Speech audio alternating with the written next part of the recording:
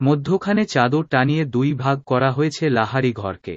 একপাশের চৌকিতে হেমলতা এবং মোর্শেদ থাকেন, অন্য পাশেরটা পদ্মজা, পূর্ণা ও প্রেমার দখলে। লাহারি ঘরের পেছনের দরজাটি আপাতত প্রধান দরজা হিসেবে ব্যবহৃত হচ্ছে। ঘরের পেছনে অসংখ্য কচু গাছ ছিল। হেমলতা মোর্শেদকে নিয়ে সব কচু কেটে জায়গা খালি করে সেখানে তৈরি করেছেন মাটির চুলা। বড় সড়কে ওঠার জন্য ঝোপঝাড় কেটে সরু করে পথ করা হয়েছে। এতে অবশ্য মোর্শেদের মতো ছিল না। সড়কে ওঠার একটা পথ থাকতে আরেকটা পথ তৈরি করার বিপক্ষে তিনি। হেমলতা দুই মেয়েকে নিয়ে সব ঝোপঝাড় সাফ করেছেন। শুটিং দলে অনেক পুরুষ। পদ্মজাকে ভুলেও তাদের সামনে দিয়ে আসা যাওয়া করতে দেওয়া যাবে না। হেমলতার মাঝে মাঝে ইচ্ছে করে পদ্মজার মুখ পুড়িয়ে দিতে। পরক্ষণেই নিজের ওপর ঘৃণা হয়। একজন মায়ের মনে কি করে নিজের মেয়েকে নিয়ে এমন ভাবনা আসতে পারে? পদ্মজার হাতে সূচ ফুটলে তার মনে হয় নিজের শরীরে আঘাত লেগেছে। কেন এত টান পদ্মজার প্রতি?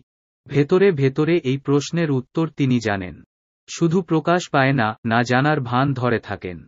থাকতে হয় তাকে। আম্মা, আজ আমি রাধি। পদ্মজার প্রতিদিনকার প্রশ্ন।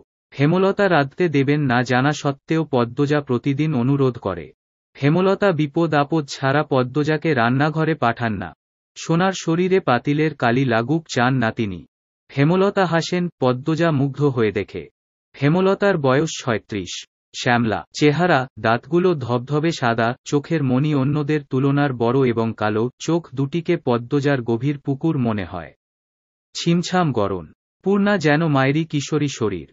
তবে তারা তিন বোনই মায়ের মতো চিকন আর লম্বা হয়েছে। হেমলতা সম্মতি দিয়ে বললেন, আজ তুই রাঁধবি। পদ্মজা ভাবেনি অনুমতি পাবে। সে আদুরে উল্লাসে প্রশ্ন করল, সত্যি আম্মা? সত্যি। আছরের আজান সেই কবে পড়েছে। দ্রুত যা। পদ্মজা রান্নার প্রস্তুতি নিচ্ছে। পূর্ণা প্রেমা হিজল গাছের নিচে পাটি বিছিয়ে লুডু খেলছে। প্রেমা বার বাটপারি করাই এ নিয়ে কিছুক্ষণ পর পর তর্কও হচ্ছে তাদের মাঝে। সকালে বৃষ্টি হয়েছিল। রান্না করতে গিয়ে পদ্মজা ভেজা মাটির সোদা গন্ধ পেল। মাটির ঘ্রাণ তাকে খুব টানে। মোর্শেদ বাড়ি ফিরে পদ্মজাকে রাঁধতে দেখে কপাল কুঁচকে ফেলেন। ঘরে ঢুকে হেমলতাকে মেজাজ দেখিয়ে প্রশ্ন ছুড়ে দিলেন, এই ছেড়ি রাঁধে কেন? হেমলতা নির্লিপ্তভাবে জবাব দেন, আমি বলেছি, কতদিন কইছি এই ছেড়ির হাতের রান্ধন আমারে না খাওয়াইতে। মোর্শেদের কঠিন স্বর পদ্মজার কানে আসে। মায়ের অনুমতি পাওয়ার খুশিটুকু মুহূর্তে ফাটা বেলুনের মতো চুপসে যায়। সে জানে এখন ঝগড়া শুরু হবে। তার আম্মা আব্বার অনুচিত কথাবার্তা মাটিতে পড়তে দেন না। তার আগেই জবাব ছুড়ে দেন, খেতে ইচ্ছে না হলে খাবা না, রাইতবেলা না খায়া থাকবা মামি। খাবার রেখেও যদি না খেতে চাও সেটা তোমার সমস্যা। আমি বা আমার মেয়ে কেউই না করিনি। মোর্শেদ কিছু নোংরা কথা শোনাতে প্রস্তুত হন। হেমলতা সেলাই মেশিন রেখে উঠে দাঁড়ান। তিনি বুঝে গিয়েছেন মোর্শেদ কি বলবেন। আঙুল তুলে শাসিয়ে মোর্শেদকে বললেন, একটা নোংরা কথা উচ্চারণ করলে আমি আজ তোমাকে ছাড় দেব না। পদ্ম তোমার মেয়ে। আল্লাহ সইবে না। নিজের মেয়ে সম্পর্কে এত নোংরা কথা কোনো বাবা বলে না। মোর্শেদ নোংরা কথাগুলো হজম করে নিলেন। তবে কিরমির করে বললেন, পদ্ম আমার ছেড়ি না, পদ্ম তোমার মেয়ে। আর একটা কথাও না। বাড়িতে অনেক মানুষ। নিজের বিকৃত রূপ লুকিয়ে রাখো। মোর্শেদ দমে যান। চৌকিতে বসে বড় করে নিঃশ্বাস ছাড়েন। চোখের দৃষ্টি অস্থির।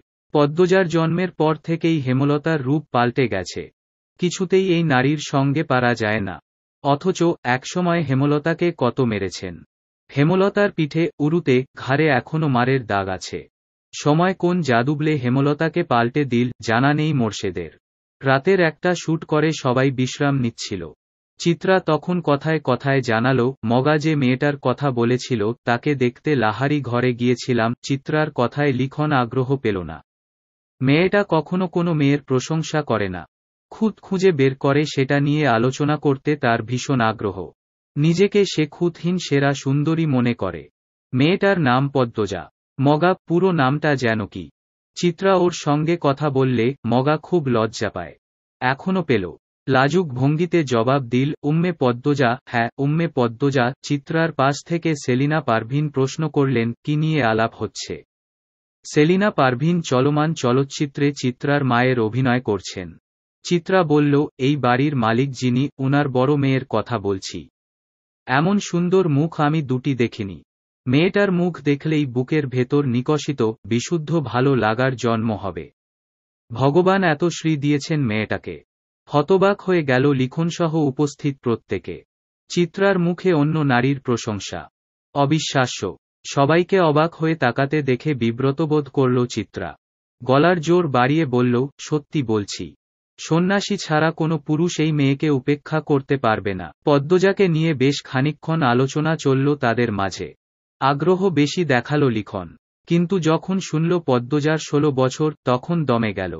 ছোট মেয়ে, হয়তো এমন বয়সী বেশিরভাগ মেয়েরা স্বামীর ঘরে থাকে, তবুও লিখনের পদ্মজাকে খুব ছোট মনে হচ্ছে। তার একটা বোন আছে 16 বছরের, এখনো 2 বেনি করে স্কুলে যায়, কত ছোট দেখতে। নিজের ক্ষণ সময়ের অভিলাষের কথা ভেবে আনমনে হেসে উঠল লিখন। চিত্রা তখনও পদ্মজার রূপের প্রশংসা করছিল। হিজল গাছের নিচে দাঁড়িয়ে আছে পদ্মজা। রাতের জোনাকি পোকা চারিদিকে। পদ্মজা প্রায় রাতে মুগ্ধ হয়ে দেখে জোনাকি পোকাদের। মনে হয় দল বেঁধে হারিকেন নিয়ে নাচছে তারা। তবে এই মুহূর্তে রাতের সৌন্দর্যটুকু পদ্মজার মনে দাগ কাটতে পারছে না। ঠোঁট কামড়ে কাঁদছে সে, খুব জ্বলছে চোখ দুটো। রান্না খারাপ হওয়ার অজুহাতে থালা ভরতি ভাত তরকারি তার মুখে ছুঁড়ে দিয়েছেন মোর্শেদ। চোখে ঝোল পড়েছে, তা নিয়ে হেমলতার সে কি রাগ। মোর্শেদ অবশ্য চুপ ছিলেন। তিনি তো রাগ মিটিয়েই ফেলেছেন, আর তর্ক করে কি হবে। পেছনে এসে হেমলতা দাঁড়ালেন, ডাকলেন, পদ্ম। পদ্মজা তাকালো। হেমলতা ভেজা কণ্ঠে প্রশ্ন করলেন, খুব জ্বলছে। পদ্মজা জবাব দিতে পারল না। ঠোঁট ভেঙে কেঁদে উঠল। মা ছাড়া পৃথিবীতে আর কেউ নেই তার। মা বাদে আর কারো আদরও পাওয়া হয়নি। সবাই তার দোষ খোঁজে। হেমলতার বুক চিরে দীর্ঘশ্বাস বেরোল। পদ্মজা ছিচকাদুনে। ছোট থেকে বাবার অনাদর আর অপমানে বিদ্ধ হয়ে কেঁদে চলেছে, তবুও চোখের জল ফুরোয় না, মন শক্ত হয় না। এমন হলে তো চলবে না। পদ্মজার কান্নার বেগ বাড়ল। হেমলতা সদ্য কাটা বড় গাছটির গুঁড়িতে বসে চুপ করে পদ্মজার ফোঁপানো শুনছেন। একটিবারের জন্যও কান্না থামানোর চেষ্টা করলেন না। যখন চাঁদ মাথার উপরে চলে এলো তখন ক্লান্ত হয়ে পদ্মজা নিজেই থেমে গেল। শান্ত হয়ে বসল মায়ের পাশে। হেমলতা উদাস গলায় বললেন, এভাবে চলবে না পদ্ম।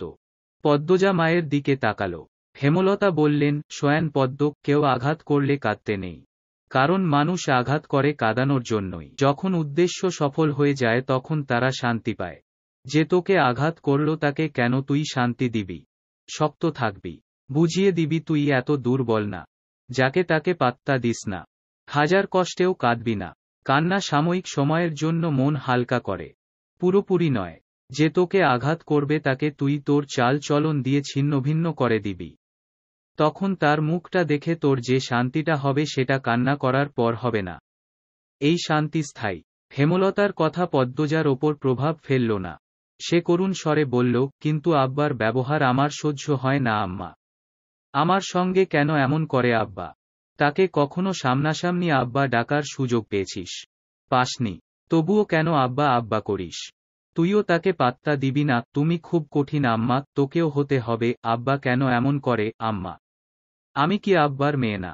আব্বা কেন বারবার বলেন আমি তার মেয়ে না? এহেন প্রশ্নে হেমলতা চোখ সরিয়ে নিলেন। পদ্মজা জানে এই জবাব সে পাবে না। সে দাঁতে দাঁত চেপে কান্না আটকানোর চেষ্টা করল। হেমলতা পরম স্নেহে এক হাত পদ্মজার মাথায় রেখে বললেন, কাঁদিস না আর। মায়ের রং না হয় পাসনি। মায়ের মতো শক্ত হওয়ার তো চেষ্টা করতেই পারিস। পদ্মজা নির্লজ্জ হয়ে আবার প্রশ্ন করল, আম্মা, আমি কি আব্বার মেয়ে না? বলো না আম্মা। পদ্মজার চোখ বেয়ে জল পড়ছে। মায়া হচ্ছে হেমলতার, বুক ভারী হয়ে আসছে। তিনি আবেগ লুকিয়ে কণ্ঠ কঠিন করার চেষ্টা করলেন, মার খাবি পদ্ম। কতবার বলবো তুই আমার আর তোর আব্বার মেয়ে? কি নাম আমার আব্বার? কি শান্ত কণ্ঠ পদ্মজার। হেমলতা চমকালেন, তবে তা প্রকাশ করলেন না। মেয়েদের সামনে তিনি কখনো দুর্বল হতে চান না। পদ্মজার দিকে ঝুঁকে কণ্ঠ খাদে নামিয়ে বললেন, তোর আব্বার নাম মোর্শেদ মরল। পদ্মজা হতাশ হয়ে দীর্ঘশ্বাস ছাড়ল। মার ওপর বিরক্তি জন্মাছে, খুব কঠিন করে বলতে ইচ্ছে হচ্ছে, যাও এখান থেকে। আমার কাছে আর আসবে না। কখনো না। কিন্তু এমন ব্যবহার কখনো করতে পারবে না সে। কখনো না। রাতের বাতাসে ভেসে আসছে হাসনাহেনা ফুলের ঘ্রাণ, আকাশে থালার মতো চাঁদ, ঝিরিঝিরি মোলায়েম বাতাস চারিদিকে। পদ্মজার চোখের জল শুকিয়ে যায়। হেমলতা জিম মেরে বসে আছেন। মা মেয়ে পাশাপাশি বসে থেকেও যেন কত দূরে, নিজেদের মতো ভেবে যাচ্ছে এটা সেটা নিয়ে। হঠাৎ নিস্তব্ধতা কাটিয়ে একটা অসহায় কণ্ঠ ভেসে এলো, মায়েরা তাদের জীবনের গোপন গল্প সন্তানদের বলতে পারে না রে পদ্ম। পদ্মজা তাকালো। হেমলতা ছলছল চোখে তাকিয়ে আছেন। পদ্মজার বুকের ভেতরটা হু হু করে ওঠে। এই মানুষটাকে এত নরম রূপে মানায় না। মাকে আশ্বস্ত করে পদ্মজা বলল, আমি আর কখনো জানতে চাইব না আম্মা। শুটিং দলের একজনও বাড়িতে নেই, সবাই স্কুল মাঠে গেছে। কয়দিন ধরে নদীর ঘাটে যেতে না পেরে তৃষ্ণার্ত হয়ে উঠেছে পদ্মজা। এই সুযোগ হাতছাড়া করা যায় না। হেমলতার অনুমতি নিয়ে সে ঘাটে চলে যায়, সিঁড়িতে বসে আয়েশ করে। কয়েক মুহূর্ত পর শুনতে পায় গান বাজছে কোথাও। পদ্মজা গানের সুর অনুসরণ করে নিচের দিকে নামে। ঘাটের বা পাশে বাঁধা নৌকায় একজন পুরুষ বসে আছে, হাতে রেডিও। গানের উৎস তাহলে এখানেই। পদ্মজা বিব্রত বোধ করে। দ্রুত উল্টো দিকে ঘুরে ব্যস্ত পায়ে চলে আসে লাহারি ঘরে। তাকে এত দ্রুত ফিরতে দেখে হেমলতা প্রশ্ন করলেন, কেউ ছিল? পদ্মজা ওপর নিচে মাথা নাড়াল। হেমলতা চিন্তিত স্বরে প্রশ্ন ছুড়লেন, কিছু বলেছে? দেখতে কেমন? না আম্মা, কিছু বলেনি। আমাকে দেখেনি। মাথার চুল ঝাঁকড়া, মুখ খেয়াল করিনি। পূর্ণা অঙ্ক করছিল। পদ্মজার মুখে আগন্তুকের বর্ণনা শুনে হই হই করে উঠল, এইটাই তো লিখন শাহ, নায়ক। হেমলতা আর চোখে মেয়ের দিকে তাকান। নায়ক নায়িকাদের প্রতি পূর্ণার যে তীব্র আগ্রহ, তা ভালো লাগে না তার। পূর্ণা মায়ের চাহনি দেখে দমে যায়। সারাক্ষণ শুটিং দলের আশপাশে ঘুরঘুর করে মেয়েটা। হেমলতা বিরক্ত হয়ে তাকে কড়া নিষেধ দিয়েছেন, আর যেন না যায়। যদি যায়, মার একটাও মাটিতে পড়বে না। পূর্ণা ভয় পেয়েছে। কিন্তু লিখন শাহ আর চিত্রা দেবী জুটিটা এত ভালো লাগে তার যে শুটিং না দেখলে দম বন্ধ হয়ে আসে। তাই সে চুপিসারে টিনে একটা ছিদ্র করেছে। হেমলতা সেলাই মেশিন রেখেছেন লাহারি ঘরের পেছনের বারান্দায়, সারাক্ষণ সেখানেই থাকেন। সেই সময় পূর্ণা ছিদ্র দিয়ে উকি দিয়ে শুটিং দেখে। পূর্ণার এই আচরণ দেখতে দেখতে একদিন পদ্মজারও আগ্রহ জন্মাল। ৭-৫ ভেবে একদিন উকি দিয়ে বসল সেও। ঝাঁকড়া চুলের মানুষটি একজন অতি সুন্দরী মেয়েকে কোলে তুলে নিয়েছে। মানুষটির দৃষ্টি মোহময়। বাড়ি জুড়ে গানের সুরধ্বনি। কেউ কেউ ক্যামেরা ধরে রেখেছে। গানের শুটিং চলছে বোধহয়।